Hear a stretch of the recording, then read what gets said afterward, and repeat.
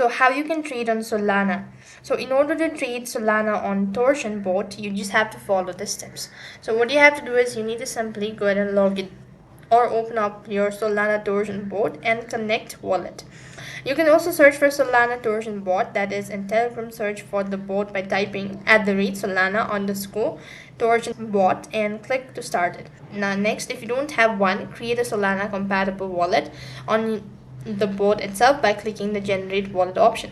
Then you need to go ahead and set up the copy trading. So after connecting your funds, your wallet, click on copy trade button on the menu, click on plus new button on the menu. After that, what you have to do is you need to click on tag on the menu, and now the bot will ask you to name your wallet. In this case, you will have to name the tag as the test. Then what next you need to do is you need to go ahead and click on target wallet and paste the wallet address to your targeted wallet you want to follow. After that, you could go ahead and customize your settings as well. Now the bot has many basic as well as advanced features which can be accessed by clicking on advanced feature button. Then you need to go ahead and set up trade amount. Now decide how much SOL or token you want to invest for each trade. Then you need to go ahead and adjust slippage occurs when the price of a token changes. Between the time a trade is placed and executed, set your slippage tolerance.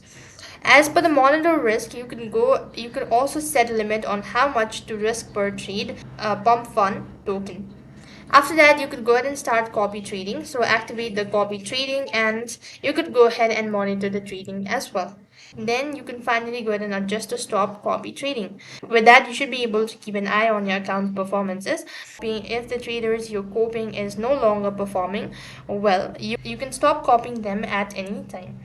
If you want to switch another trader or modify your strategy, you can stop your current copy trading session and select a new trader.